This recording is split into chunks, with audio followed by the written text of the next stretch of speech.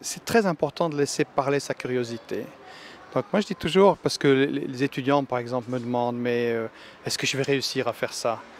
J'ai très souvent des gens qui viennent me poser des questions, mais j'ai envie de faire ça, mais je ne suis pas sûr que j'y arrive, je n'ai pas les compétences, qu'est-ce qui se passe? Et puis je leur dis toujours, mais de toute façon on ne peut pas se forcer. Il ne faut pas se forcer dans la vie. On peut faire des choses qui sont...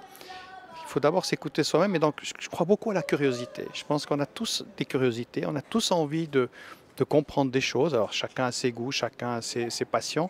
Et je crois que la curiosité, justement, elle permet de transformer son approche en une passion. Et puis ça, c'est génial, parce qu'une fois que... Je suis convaincu, par exemple, que les gens font bien ce qu'ils aiment bien faire. Donc il faut faire des choses qu'on aime bien faire, idéalement.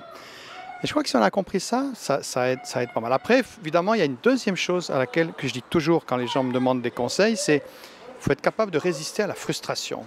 Parce que on a des envies, on a des ambitions, et puis ça ne va pas toujours comme on veut. Et typiquement, quelqu'un qui veut se former, parce que c'est le milieu dans lequel je travaille, eh bien peut-être qu'il va pas réussir à faire ce qu'il veut.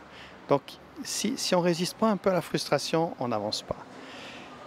Et puis une autre chose qui moi, m'impressionne, c'est l'échec.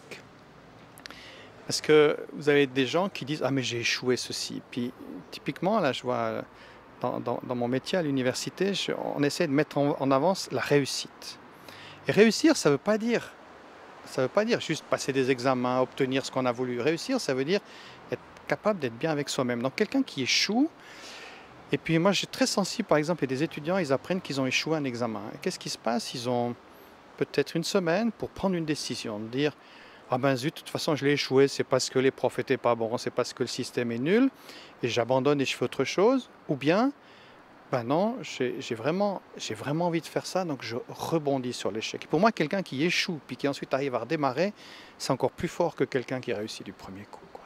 Je trouve ça, je trouve très très important. Et si on peut donner ce message de dire, même si les choses ne vont pas comme on veut, si on a vraiment envie de faire, mais de faire ce qu'on veut, je pense que ça marche bien.